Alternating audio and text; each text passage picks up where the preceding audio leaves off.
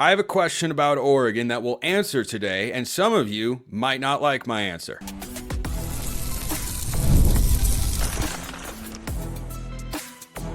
You are Locked On Ducks, your daily podcast on the Oregon Ducks.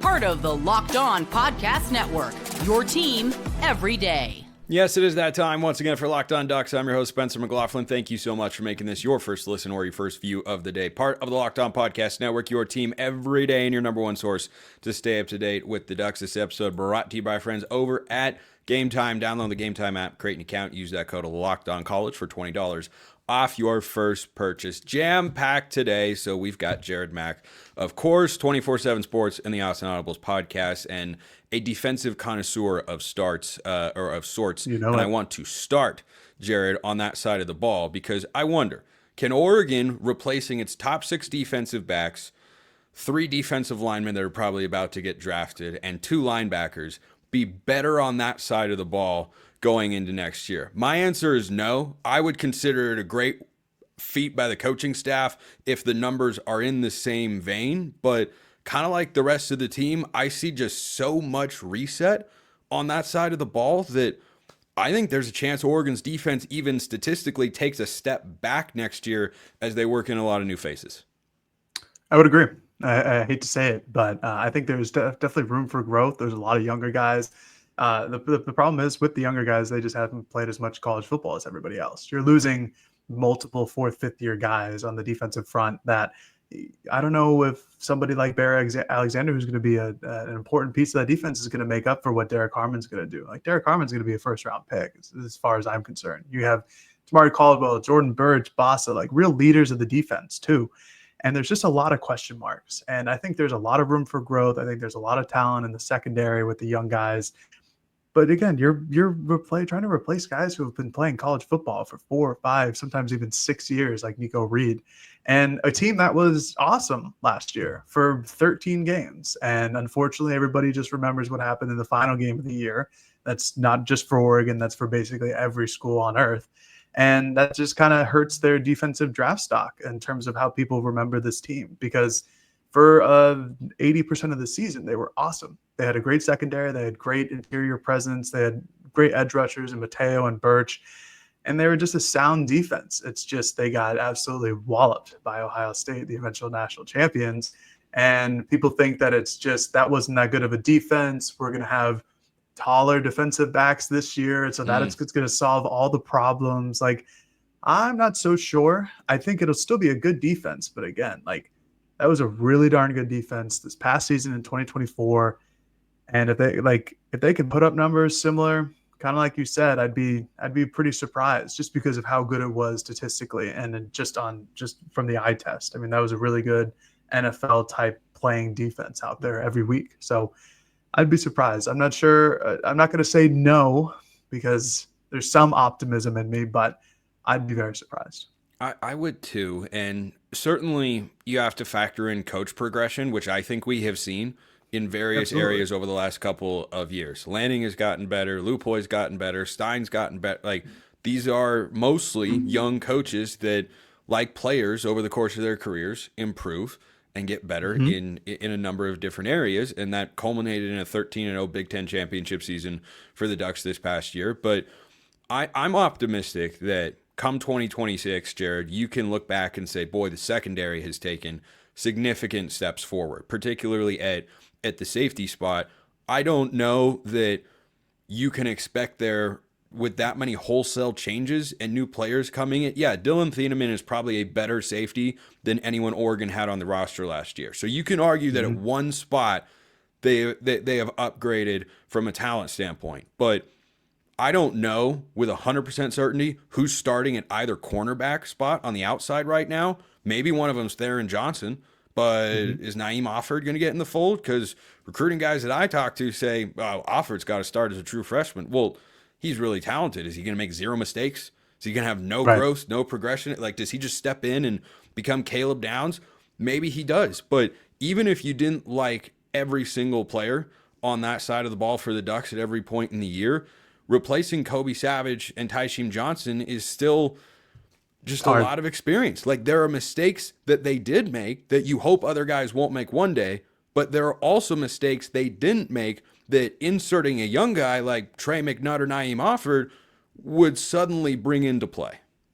Yeah, absolutely. And people, I mean, obviously Ohio State picked on both of those safeties in Johnson and Savage in the Rose Bowl. And that was smart. They hadn't really been challenged all season long. It's something I always kept in the back of my head thinking about it, because there weren't a lot of vertical threats in the Big Ten like there were in the Pac-12 the year prior with, Michael Penix and Caleb Williams at USC. Like, there were real quarterbacks last year in the Pac-12 that sometimes did take advantage. And Oregon saw that, and they upgraded at the cornerback position. Nico Reed grew as a player into a really shut-down corner, and Jabbar Muhammad was great during his season. But the safeties were obviously always the weakest link. And yeah, you're really hopeful that Naeem Offord is that guy. If he is that guy, there's still Peyton Woodyer, there's Dylan Thieneman. There's a lot of other names to consider. Aaron Flowers, another name. Aaron Flowers is another name, and Oregon has done a very good job the last 2 recruiting cycles to go back there and get secondary help, whether it's at corner or safety. But you're relying on stars, and sometimes that's a good thing to rely on.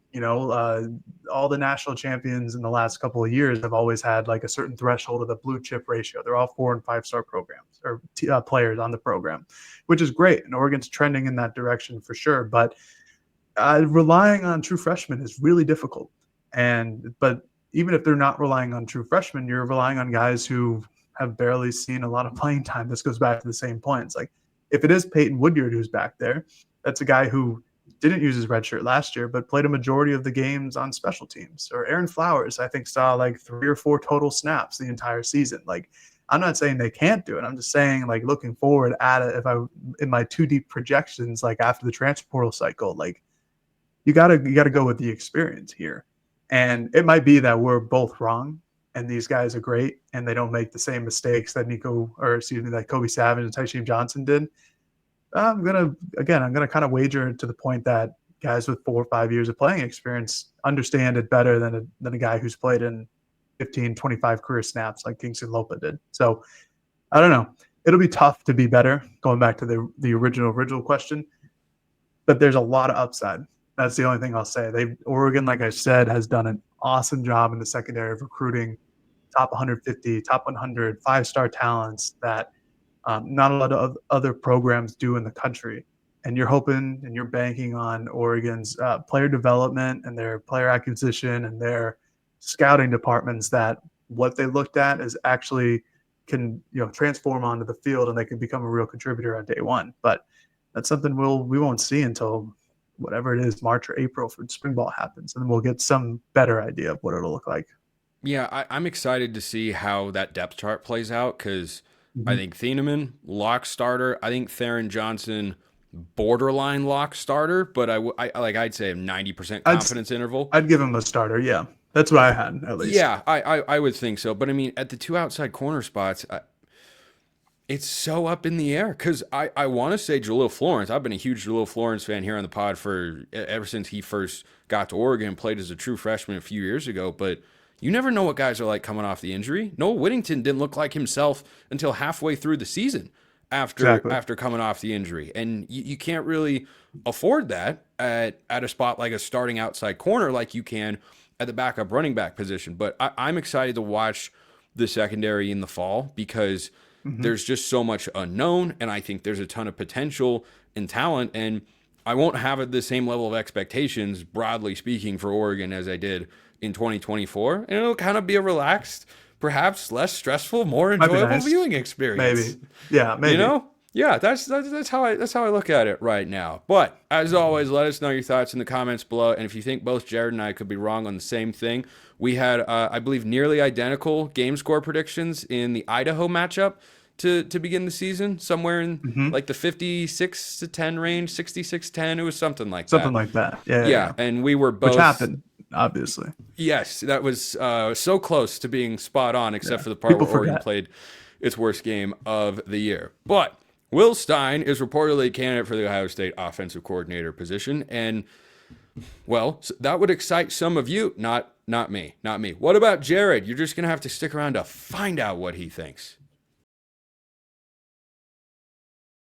First reminder, this episode brought to you by Game Time. Are you looking for tickets for your next big event? I am, and I'm using Game Time. Whether it's a concert, comedy show, or a sports game, finding the right ticket at the right price can be a headache. But Game Time Picks, it's making it really easy. It's never been easier, as a matter of fact. Here's how it works. With Game Time Picks, the app does all the work for you, which is great. It curates the best deals so you don't have to waste time searching through endless ticket listings. I've used it for sporting events, comedy shows. They've got everything you want. They give you a bunch of great features, including but not limited to Game Time's lowest price guarantee. If you can find a better deal somewhere else, Game Time will refund 110% of the difference. Plus, your tickets are guaranteed to be delivered on time with easy cancellation options if something comes up. Ready to make your next event even better? You should be. Download the Game Time app, create an account, use code LOCKEDONCollege for $20 off your first purchase. Terms apply. Again, that's code LOCKEDONCollege for $20 off. Download Game Time today. Last minute tickets, lowest price, guaranteed. All right, Jared, so I discussed this on yesterday's show. According to Pete Nakos of On3, Will Stein is a potential candidate for the offensive coordinator void at Ohio State left by Chip Kelly. He's going to coach under Pete Carroll with the Raiders, which is a wild sentence to say, but alas, it's 2025, so here we are. When you heard that particular news, which I presume I'm not telling you for the first time, your first thought was what? I mean, my first thought is they're just putting names out there. I don't think of Will Stein as a real candidate to leave. I think that, like I said, I was on a radio show earlier today. Like, if Ohio State calls and you're Will Stein, like your agent picks up, you're gonna go see what it's about and maybe try to leverage that into a higher paid deal with Oregon. I just don't think that. I would be very surprised if Will Stein left. I'll put it like that. He's paid really well here. He has literally offensive autonomy. The whole offense is his. It doesn't really matter. He's recruited and gotten players in the last couple of seasons that fit his offensive play calling, his style here. He's got it made. I think it would have to be some outlandish offer for him to really think about. And there's no saying that Oregon wouldn't just match it. And I say that just because of, Jim Knowles got whatever it was, $3.3 million from Penn State to go be their defensive coordinator. Around or over $3 million a year, which for a coordinator at any school is insane. Yeah, he becomes higher paid. He's like I looked this up earlier. It was like the 64th highest paid college coach. Yeah. And like everybody ahead of him is a head coach. So like, unless they're going to do something like that, which I'm not sure Oregon wouldn't just be like, okay, yeah, no, we'll match that. That's fine. Like, he's going to be listed in all of these candidacies over the next however long he stays at Oregon, just because he's young, he's good at his job, he's up and coming, he can recruit. He's shown that he can recruit, at least with the assets that Oregon has. And if you're a school like Ohio State, you got basically the same stuff. So, yeah, I think if Ohio State wanted him, I understand why. It makes a lot of sense, but I'd be stunned if he left, if I'm being honest. Yeah, I think he would have to make a calculation, which is, does Ohio State elevate my profile that gets me towards becoming a head coach in a way that Oregon does not? What can they give me? Yes, Ohio State has national championships and Oregon does not, but that's not really pertinent to the matter at hand for him. If his calculation is, I want to be a head coach and I want to be at a place that allows me to achieve that, Oregon certainly gives you all of those things. Now, the one thing that Oregon does not have that could elevate a coordinator's profile is Jeremiah Smith. I mean, he has to play college football for 2 more years. 2 more years. He's got to play. The biggest difference between college football and college basketball is you learn these kids' names, they become stars, and then you watch them for multiple seasons. Cooper Flagg is, I hope, going to wind up on the Blazers one day, but that's unlikely since the Blazers are winning basketball games. Good, apparently, yeah. No, yeah, I don't even know. I don't even know what they're thinking doing such a thing. I mean, I do, but at the same time, I don't. But it's a fun team, man. Fun team. It is. It is on the one hand and infuriating on the other. But Cooper Flagg is the biggest name in college basketball. He's going to be one and done. And you'll get to watch him in the NCAA tournament, and then he will go to the NBA. But Jeremiah Smith is an established guy, and the chance to coordinate somebody like that, has to be appealing at some level. I think he was the first guy to actually tweet out the heartbroken emojis when Chip Kelly left Ohio State for the Raiders. But on the flip side of things, Oregon's got Decorian Moore coming in, and I don't think the Ducks are void of talent or at a talent deficit to the Buckeyes to where Stein would be able to accomplish something in Columbus statistically that he can't do at Oregon. Yeah, I would 100% agree. And I don't think anybody would leave for one player because that Ohio State offense has to replace a lot. I think they have to replace at least 3 of their starting 5 offensive linemen. Obviously, Will Howard is gone. Julian Sand is theoretically next in line.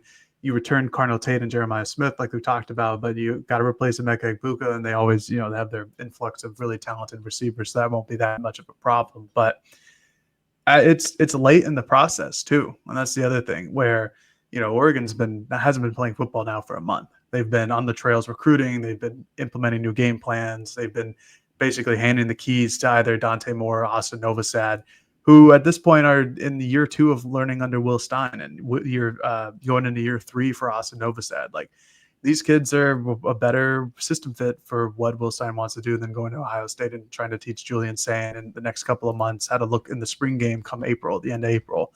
So again, like, it certainly helps if you want to tantalize with Jeremiah Smith hanging. Like, that's somebody I would want to coach as well, even though I'm the defensive guy. Like, I want Jeremiah Smith on my team. Everybody does. But there's plenty of talent. You still have Evan Stewart returning. You still have Decorian Moore. You got, more players in the transfer portal. Like, it's going to be a really good offense for Oregon no matter what. And I'm, in general, a little surprised that Will Stein is still here. I figured it would kind of be a 2 and done, like that he could show that he can do it with Bo Nix very well, and did it with Dylan Gabriel really well. And I kind of figured it would be 2 and done for him. But again, he's making 7 figures. Like, it's a good life. Sure, it seems pretty comfortable here in Oregon, and is recruiting at a high level. Like, there is this point where maybe coaches just don't want to go when everybody thinks that they will, or just wants to be an offensive coordinator, doesn't want the responsibilities of being a head coach. I think Will Stein will be a head coach one day, but I don't think that, again, it's a lateral move. These are 2 of the best programs in the Big Ten. And if he went, again, I'd be incredibly surprised. I just don't think that there's enough to be like, yeah, no, that makes sense for him to leave. It's like he's got everything at his disposal here at Oregon, just like any coach on staff. And if you go somewhere else, it might not be the same. And granted, Ohio State's probably one of those programs in the country that is pretty similar to Oregon in terms of what they have on staff and all the amenities and the NIL stuff. But why would you leave? There's no obvious reason to me, at least. And I'm pretty shocked. But again, this will not be the last time Will Stein is mentioned to one of these. Kind of like how Dan in his first season was always linked to whatever big job opening there was. Florida, it never actually opened, but Texas A&M, Auburn, right. Alabama, exactly. all 3. Every last one. And if there's another big one, I don't know what it would be, but I wouldn't be surprised to see his name linked there again. And that's what's going to happen with Will Stein, with any Power 4 program or any Texas program, something like that. He'll be up there.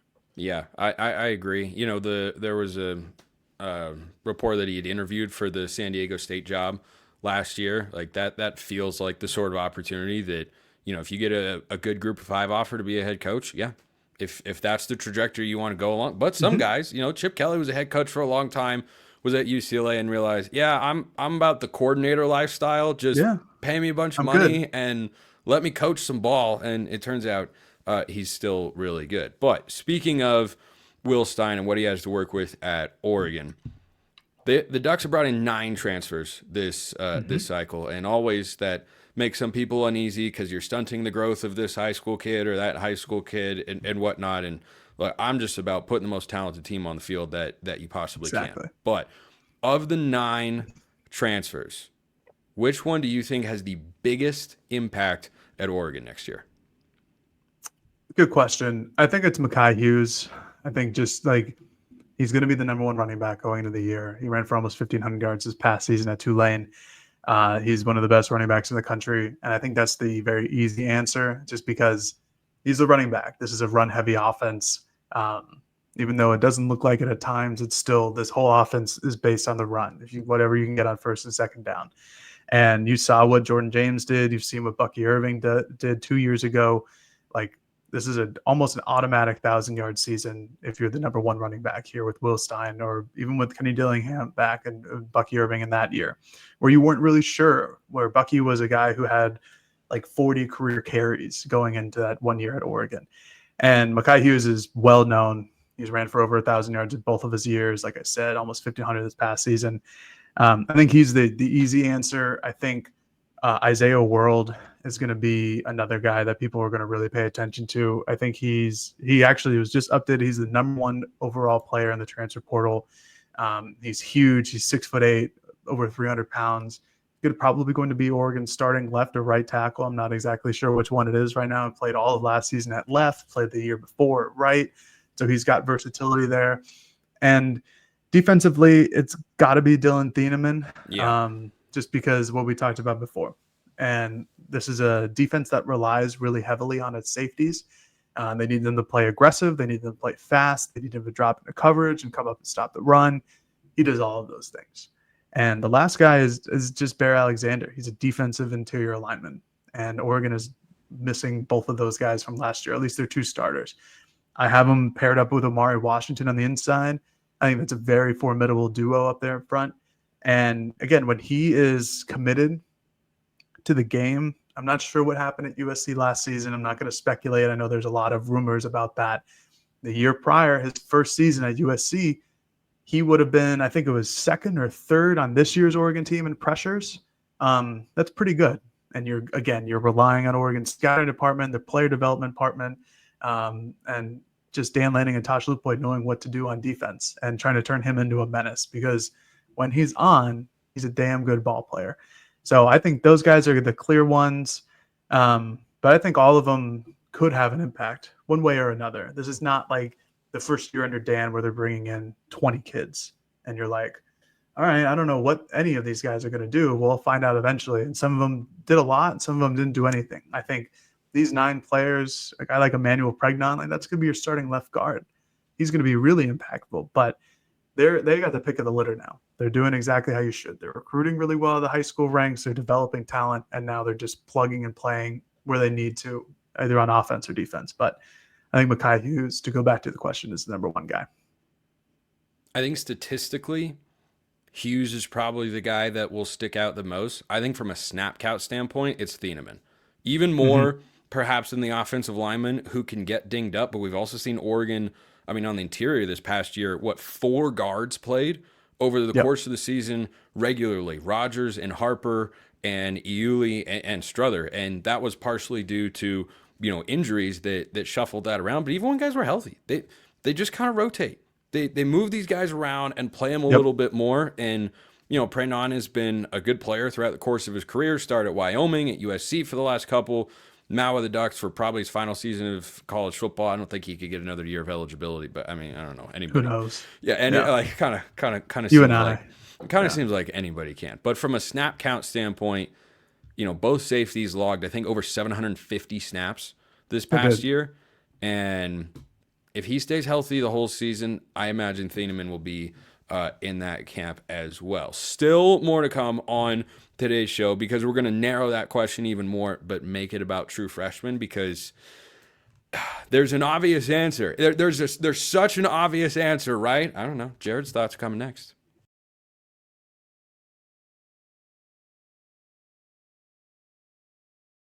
Before we wrap today's show with some baseball chatter, Jared Mack, 24/7 Sports and the Autzen Audible podcast, still joining me here.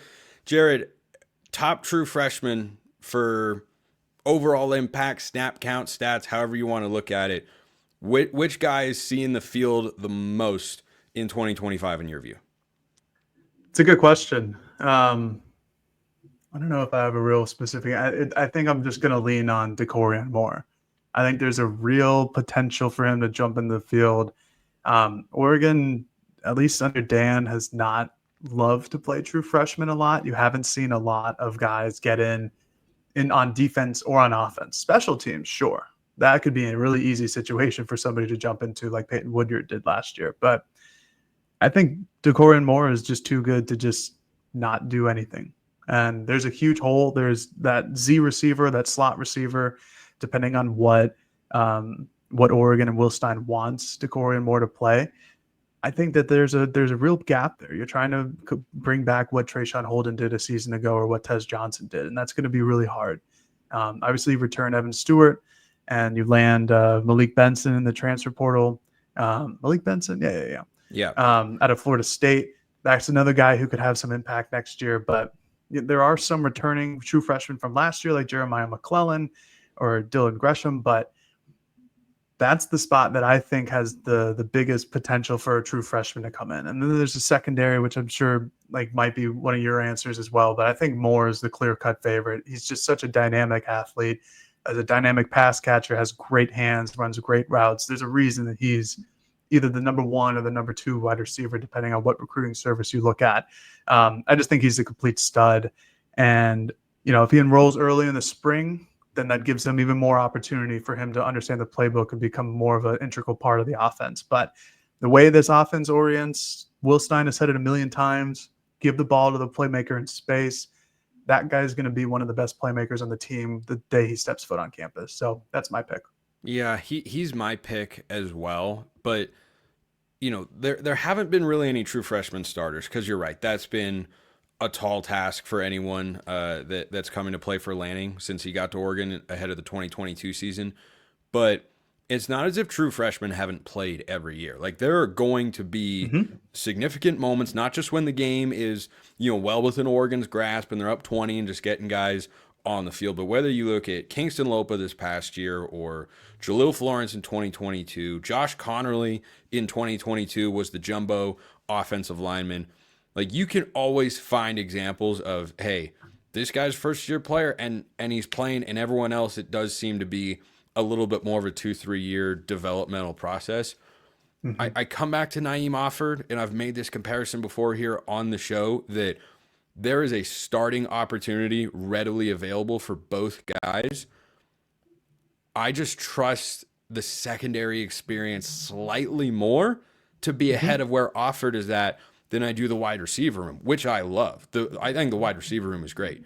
But DeCorian is such a special talent. I really feel, Jared, like he can come in and be a 1-to-1 replacement or close to it for Tez Johnson, if not by the first game, certainly by game 3 or 4, because he's not the biggest guy. He's got a little bit more bulk than Tez, who is really skinny. But both guys are incredibly fast, great route runners, phenomenal hands. I think he just lines up in the slot and goes and makes an impact day one. So I'm with you on the DeCorian Moore front. Defensively, I think it's harder to see a true freshman playing. Yeah, it's just going to be if they understand the playbook, which is really all it kind of comes down to, and if they're physically imposing enough. Like, if there is a defensive guy to play as a true freshman, it might be on the defensive line, but I don't know. Oregon has done a great job there recruiting the last couple of years as well. So there's a bunch of sophomores or redshirt freshmen who are already ahead of them on the depth chart. The one other name that I would kind of throw out there, just on a limb, De'Ari Hill, who's listed as an athlete but more of a running back, was awesome in Illinois. Like, broke a bunch of high school records for his own high school, and then in his division. Guy. Punt return, kick return. Tez Johnson is gone. Jordan James is gone. They're going to need somebody there. That could be a DeCorian Moore spot. I'm not sure. Oregon they're not afraid to play starters on special teams. It's like one of the things I really like about that. That should not be an area of the field or area of the game that you take lightly, and they certainly do not. I'm not sure if they'll trust DeCorian Moore in that situation or how good his punt and kick return skills are, but I do know that De'Ari Hill and his punt return and kick return skills are up there. So that might be a name just to potentially consider. But like you said, getting in on the defensive side of the ball and being a starter or being a guy who's a key reserve with the amount of depth that they've built up there in the last couple of seasons, it's going to be difficult. But if there is a spot, it's probably the other safety other than Dylan Thieneman. And that might be where Offord is. I don't know if they're going to keep him at safety. Like, there were some reports there. He could certainly be at cornerback. Who knows? Yeah.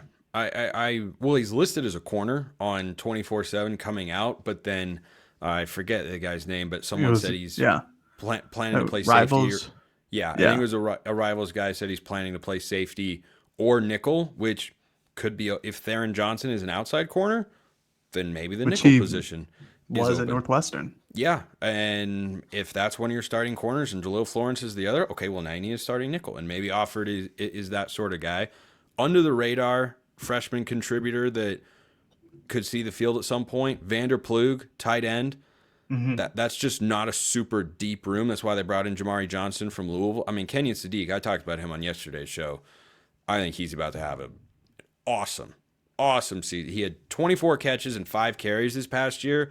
I bet he has at least 40 receptions and 10 carries in 2025. But after that, it's kind of up in the air. Is Roger Saliapaga healthy? Is AJ Pugliano ready to be a contributor? We haven't really seen him after being a recruit last cycle, so we'll have to wait and see. Final few minutes here, Jared, and I want to get your thoughts on the beat you cover specifically, or one of the beats you cover on 24/7, and that's Oregon baseball, which is about to kick back into gear, less than 10 days away from starting. And look, I came into last season with baseball off a super regional in which they were, 2 outs away from going to Omaha against Oral Roberts at PK Park, which was an awesome environment, fun to watch until the postseason shortcoming. But hey, we're Oregon fans, so we're used. Yeah, we're used to it by now. But it seems like the expectation for this team going into the Big Ten is as high as it has been in any of the major sports for Oregon in their new conference.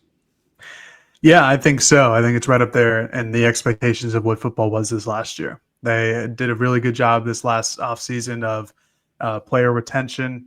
They didn't really lose any key contributors from last year to the transfer portal. Obviously, Bryce Betcher is drafted. A couple other guys are drafted. So you're going to lose those guys. But in terms of everybody else who could return, they did. And then they also player addition. They got a lot of good players in their freshman class, a lot of under-the-radar caliber players who might see the field a good amount this year for the Ducks. And then the transfer portal class, top 10 class, highlighted by Parker Stinson, outfielder from Indiana State. Jason Reese, a 6'11" pitcher from St. Mary's, and then Sam Boyle, left-handed pitcher out of Washington. Seth Maddox, who was a D2 guy but has great spin rates on his fastball and curveball and slider. They've done an excellent job of just kind of retooling this team where they need it, and then player retention. They're returning 8 of 9 starters from their Texas A&M bid last year. Everybody but Bryce Betcher. They returned Jeffrey Hurd, a guy who was kind of dinged up towards the end of the season, but was a real contributor early on. Dominic Hellman is in great shape. Jack Brooks is a guy I keep hearing really good things about, who was a utility second baseman or outfielder last year. It's a really, really deep team. This would be my 4th year covering the team from Eugene, from PK Park in the press box every day. This is the most talented team I've seen them come up with. And that's impressive because they've been really good the last couple of years. Like you said, 2 years ago, super regional, last year, super regional. I think this team is better than both of those teams. And it's going to be, Big Ten championship and another super regional are kind of bust. That's how the team is talking about it. Every year, every team wants to go to Omaha, obviously. This team knows that they're good enough. They know that they were 2 outs away 2 years ago. They were a game away last year. They've got the postseason experience. They have the talent. I think they can do it. It's just going to come down to injuries and just winning games, and that's all you got to do. But again, this is going to be a really good team this year, I think. One of the preseason pitchers of the year in Grayson Gunsell, preseason freshman of the year, also a pitcher. Jeffrey Hurd back, Jacob Walsh back. Like, you just keep going down the list. You go, man, that's a lot of the same. Luckily, though, Oregon teams with big preseason hype always live up to expectations during the season. Always. That has a 100% success rate all time. Jared Mack, 24/7 Sports, and the Autzen Audibles podcast. Appreciate the time, my man. I appreciate everyone listening. I will see you next time. Have a wonderful rest of your day, and go Ducks.